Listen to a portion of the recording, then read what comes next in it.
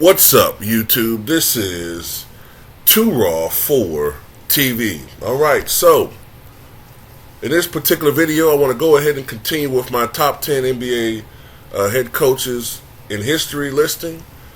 I want to remind people that this shouldn't be taken that seriously as far as the order or who I have in this listing. It's just an opinion.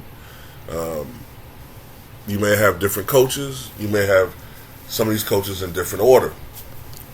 But this was a request from one of my subscribers, so going ahead and doing this. So at number 10, just do a brief recap. At number 10, I had Bill Fitch. At number 9, I had Lenny Wilkins. At number 8, I had Chuck Daly. At number 7, John Cundler. At number 6, Red Holtzman. So at number 5, I have Jack Haley. Now, people my age and maybe a little bit younger may remember Jack Haley in live action more as a broadcaster. He was a broadcaster for ESPN, ESPN Radio. He was also a broadcaster for the Indiana Pacers and the Miami Heat. But, of course, that's not why he's in the Hall of Fame. He's in the Hall of Fame for being one of the greatest coaches in the history of the NBA. And he had stints coaching the Sixers, the Buffalo Braves, and toward the end of his career, the Indiana Pacers. But he's best known for his stint with the Portland Trailblazers, in which he led them to their first and only NBA championship. And there are a lot of people who will attest that had it not been for Bill Walton's foot injury, which ended his career with the Portland Trailblazers, they may have repeated. They very well may have repeated. The thing about Jack Ramsay was that he was always about teamwork. Always about teamwork. He was about not an individual star shining offensively. Yeah, there'll be nights when maybe one guy would be carrying the offense or one guy is the leading cog. But he was always about all of the cogs working together so that the team would be successful. As a matter of fact, it was Jack Ramsay who had an assistant coach who was the innovator of Showtime. And his name eludes me right now. What is his name? Jack McKinney. Jack McKinney was an assistant coach to Jack Ramsay.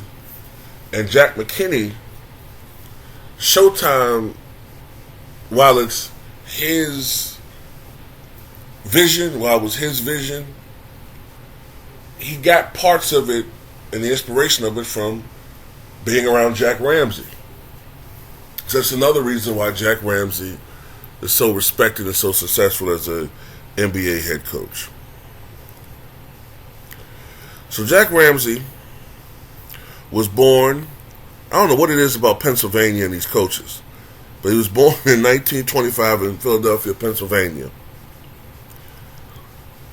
But he grew up in Milford, Connecticut. And he was encouraged to play sports by his parents.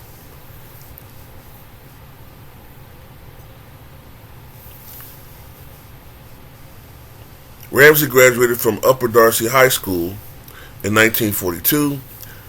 Years after playing basketball, baseball, and soccer in high school, he was inducted into the school's Wall of Fame in 1979. Strongly encouraged by his mother to attend college, Ramsay attended St. Joseph College. Ramsay's college career was interrupted by 3 years of service in the U.S. Navy during World War II. Ramsay played both basketball and baseball at St. Joseph's. In his senior year, Ramsay was coached in baseball by Pep Young, allegedly a teammate of professional baseball star Ty Cobb. In 1949, Ramsay became the first member of his family to receive a college bachelor's degree. After graduation, Ramsey played 6 seasons of professional basketball in the Eastern Professional Basketball League. As a sophomore playing guard, he was the second leading scorer for the Harrisburg Senators in Harrisburg, Pennsylvania. Ramsey averaged 14 points per game in his career, playing for the Senators and the Sunbury, Pennsylvania professional team. He was selected to the All-EPBL team 4 times. To supplement his playing income, he coached basketball at St. James High School for Boys in Chester, Pennsylvania, and later at Mount Pleasant High School in Wilmington, Delaware. This was in the early to mid-1950s. After coaching in the high school and minor league ranks during the early post-war years, Ramsey became head coach at St. Joseph's in 1955. Ramsey got the job after accidentally meeting the college's moderator of athletics at a Philadelphia Phillies baseball game. Ramsey was hired as coach for the 55-56 basketball season for $3,000, $5,000. In their first season, the Hawks went 23-6 to win their first Big Five crown. This first season also marked the school's first ever postseason playoff berth, in which St. Joseph placed third in the NIT after losing to the University of Dayton.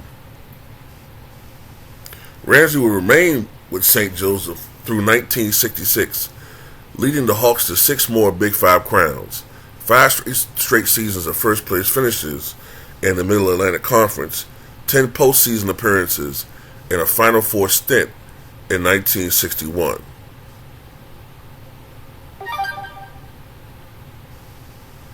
In 1966, when he was 41 years old, after leading his team to a 24-5 record, Ramsey was diagnosed with an edema of the retina of his right eye. He left his coaching job with the Hawks on a doctor's recommendation that he reduce stress. Ramsey finished with a record of 234-72 in 11 years. He would remain the winningest coach in St. Joseph history until Phil Martelli passed him in 2005. After leaving St. Joseph's, Jack Ramsay was hired as general manager by the Philadelphia 76ers. Team owner Irv Kozlov gave Ramsey a 3-year, $25,000 deal. In 1968, Ramsey became the 76ers head coach. In their first season as Ramsey as head coach, they went 55-27. The 76ers led the NBA in scoring over 119 points a game as a result of Ramsey's style of aggressive pressing defense. In his 4 years as head coach, Ramsey led the team to 3 playoff appearances. While the Sixers continued to be contenders, it was apparent that they were not the powerhouse that they had been in the late 1960s when Wilt Chamberlain was on the team. The team collapsed in 71-72 when the 76ers posted a 30-52 record and missed the playoffs for the first time in team history. Only 5 years earlier, the Sixers had fielded the best record in league history. I believe it was the next year after Ramsey left that the team had the worst record in NBA history at 9-73. Ramsey agreed to a 3-year contract to succeed John McCarthy as the third ever head coach of the Buffalo Braves on April 6, 1972. His first season there, they only went 21-61. But their next year, they won 42 games. And they did that by finishing among the league's top 17 teams in offense at the time, even though they were last in defense, giving up nearly 112 points a game. That second season, the Buffalo Ramsey led the Braves to the playoffs, where they pushed the eventual champion Celtics to 6 games in the conference semifinals. His Buffalo tenure was almost a mirror image of his time with the Sixers. 4 seasons, 3 playoff appearances. However, he did not leave Buffalo in the sort of wreckage that had occurred in Philadelphia. Instead, Buffalo owner Paul Snyder was in the process of selling the team to out-of-town interests. The economy of Western New York was unable to support both the Braves and Hockey Sabres, as evidenced by the Buffalo Braves attendance figures at the time, but Snyder lost interest. And Ramsey requested not to be a part of the upheaval. His contract was not renewed on May 3rd, 1976, the day after the Braves were eliminated by the Celtics from the playoffs. In his 4 seasons with the Braves, Ramsey compiled a record of 158 and 170. In 1976, Ramsey became the head coach of the Portland Trailblazers. When he arrived, the Blazers had not made the playoffs or compiled a winning season record in their 6-year history. However, a young Blazers team led by Bill Walton was starting to gel. Ramsey also benefited from the 1976 ABA dispersal draft, in which the Blazers obtained power forward and enforcer Maurice Lucas. In his first season in Portland, Ramsey led the Blazers to their first ever and still only NBA championship, coming back from the 0-2 deficit to defeat the Philadelphia 76ers, who man-to-man were more talented than the Blazers. In his second season, the Blazers were 50-10 after 60 games and favored to repeat as NBA champions. However, Bill Walton broke his foot, ending the Blazers' championship prospects, and they would go 8-14 the rest of the season. Ramsey continued to coach the Blazers until 1986 with general success. However, he never equaled the achievements of his first seasons. During Ramsey's last 9 seasons in Portland, the Blazers only won 2 playoff series.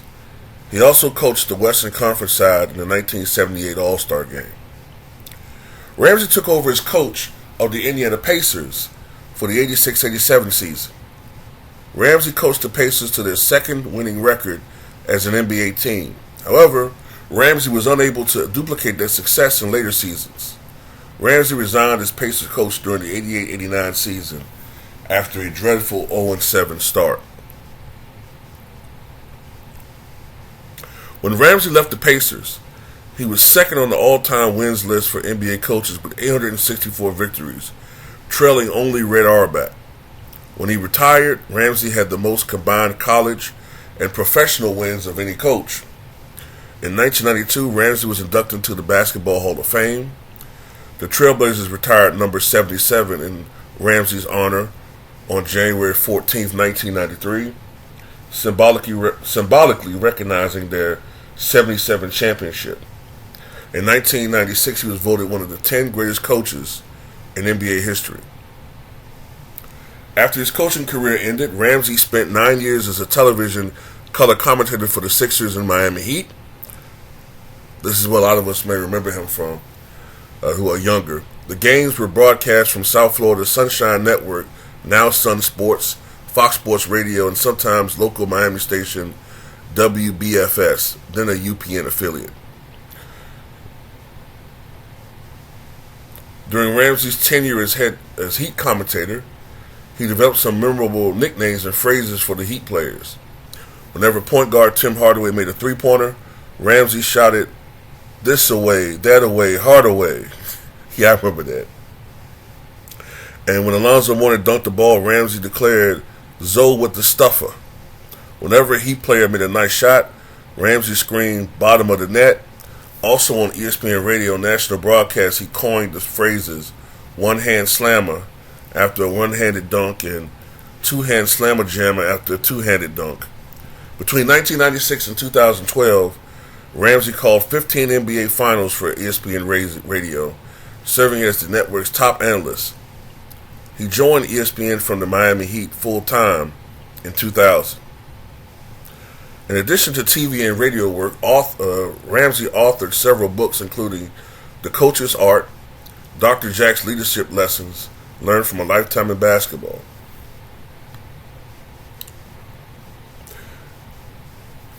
In the last 15 years of his life, unfortunately, Ramsey dealt with cancer. In 1999, a routine medical exam revealed an early diagnosis of prostate cancer. Once he defeated that cancer battle. In October 2004, he was diagnosed with melanoma. He had another bout with melanoma several years later. However, it was a battle with bone cancer that would prove to be too much for Dr. Jack Ramsay. And on April 28th, 2014, he passed away at the age of 89 in his sleep. In his career, he had a record of 864 and 783 for a 52.5% winning percentage. As a head coach, he was an NBA champion in 1977. He was the NBA All-Star Game head coach in 1978. He was voted a top 10 coach in NBA history, as well as a top 15 coach in NBA history. And 6 times in college, he was a Big Five champion. And as an executive, general manager of the 76ers, he won a championship in 1967. And Dr. Jack Ramsay coached professionally for some 26 years. Altogether, he was a coach in college and professional ranks for 33 years.